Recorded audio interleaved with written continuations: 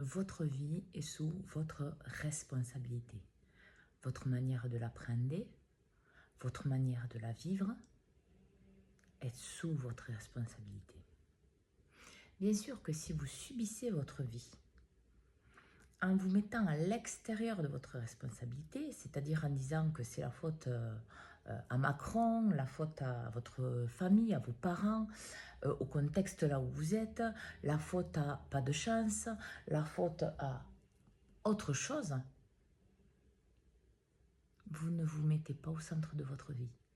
Vous mettez ces personnes et ces situations. De ce fait-là, vous n'êtes pas maître de votre vie.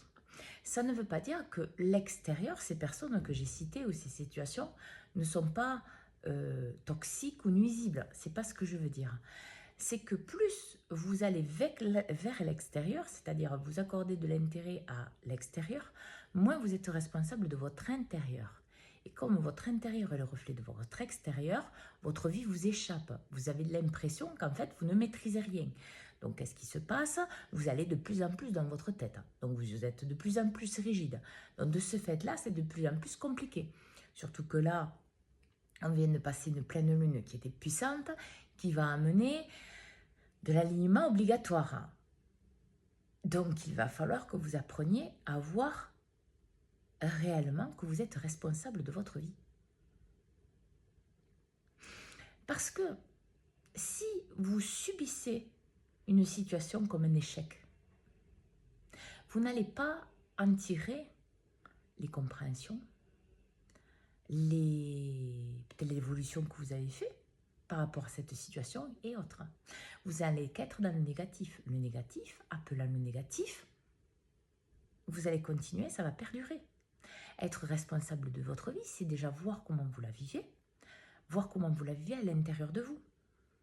Parce que si dès que vous allez en quelque part, vous avez peur, vous êtes angoissé, vous vous sous-estimez, vous manquez de confiance en vous, vous êtes injuste avec vous-même, comment voulez-vous y arriver? Comment voulez-vous y arriver? Et revenir dans votre centre, dans l'alignement de ce que vous êtes, c'est savoir réellement ce que vous voulez. Donc c'est ne plus accorder d'intérêt à ce que vous ne voulez pas, à l'intérieur et à l'extérieur de vous. C'est-à-dire que par exemple, si vous, à un moment dans votre tête, il passe que vous n'allez pas y arriver, que vous n'êtes pas à la hauteur, que ça va être trop difficile, que ça ne va pas marcher, ou autre, revenez à la vérité de ce que vous désirez. C'est pas ce que vous voulez? Changez votre fonctionnement de pensée. Reformatez avec une phrase positive. À l'extérieur, il y a une situation qui ne vous convient pas. Vous avez affirmé ce que vous êtes. Vous avez dit ce que vous êtes. Ce n'est pas entendu. C'est pas grave.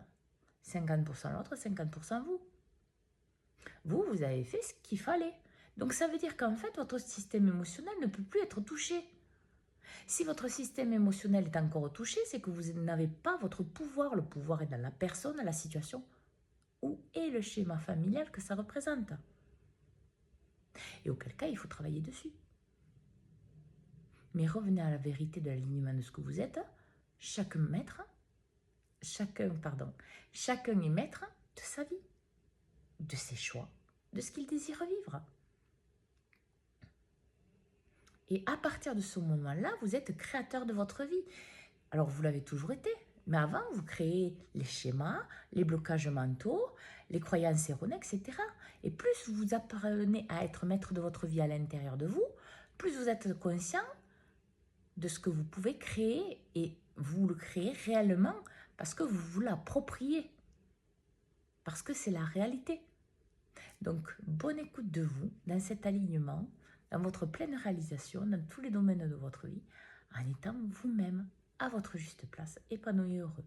Bonne journée à tous.